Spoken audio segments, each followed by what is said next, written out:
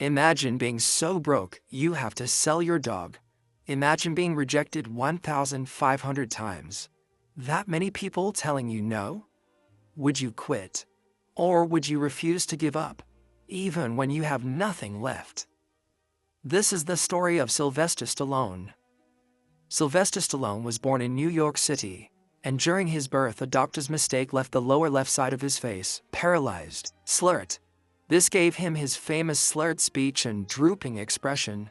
Kids mocked the way he talked and looked.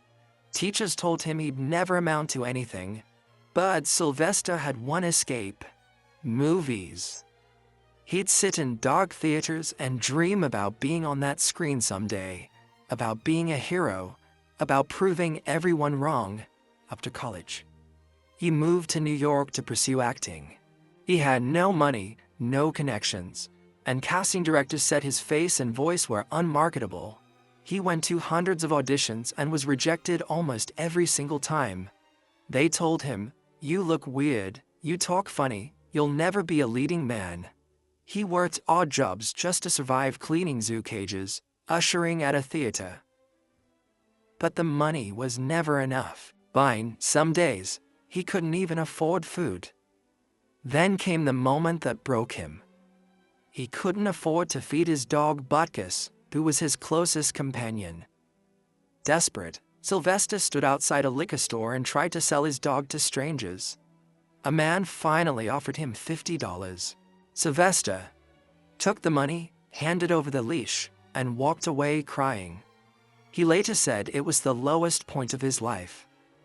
Then, something happened that changed everything. He watched a boxing match between Muhammad Ali and an unknown underdog, Chuck Wepner. Nobody gave Wepner a chance. Bet.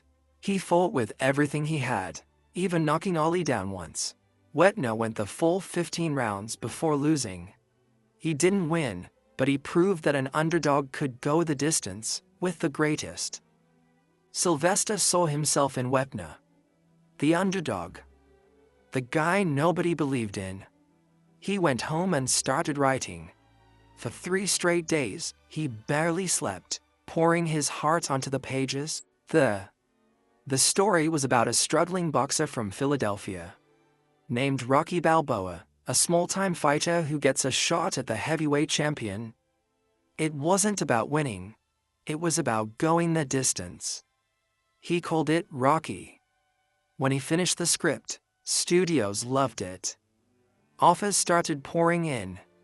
$25,000, $50,000, $100,000, then $300,000. But there was one condition. They wanted a real star to play Rocky, like Ryan O'Neal or Burt Reynolds. Sylvester said no. He insisted he had to play Rocky himself. $300,000 was life-changing money for a man who just sold his dog for $50,000. His wife begged him to take it. Friends thought he was crazy.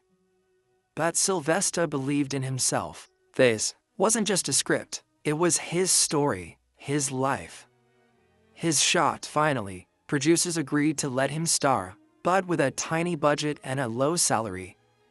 They gave him just $35,000 for the screenplay and his starring role combined. They shot Rocky in just 28 days.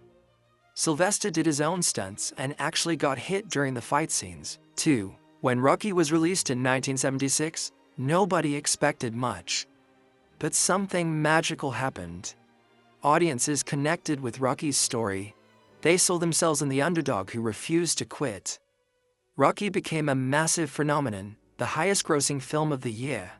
It was nominated for 10 Academy Awards, and on March 28, 1977, Rocky won Best Picture.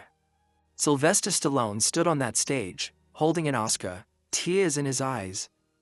The underdog had gone the distance. But there's one more part that makes this story perfect. After Rocky became a hit, Sylvester went back to find the man who'd bought his dog. He waited outside that same liquor store for days. When he finally found him, he offered to buy Butkus back. The man refused. Sylvester kept offering more money until the man finally agreed for $15,000 for a dog he'd sold for $50,000. But Sylvester didn't care.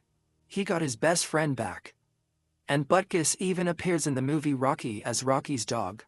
Sylvester Stallone went on to create some of the most successful film franchises in history. 6 Rocky films, 3 Creed films. He created John Rambo. You became one of the biggest action stars in the world, now worth over $400 million. But he never forgot what it felt like to be rejected 1,500 times. To sell his dog to survive. To turn down life-changing money because he believed in his vision. So if you're facing rejection right now, if you've been told no 100 times, 1,000 times, you're broke, struggling, and ready to give up, remember Sylvester Stallone. He had every reason to quit, but he didn't. He kept fighting. Sure, he believed in his dream more than he believed in the Tao. Your rejections aren't the end of your story. They're preparing you for your moment. As Rocky Balboa said, it ain't about how hard you hit. It's about how hard you can get hit and keep moving forward. So keep moving forward. Keep fighting. Keep believing. Because your Rocky moment might be just one more round away.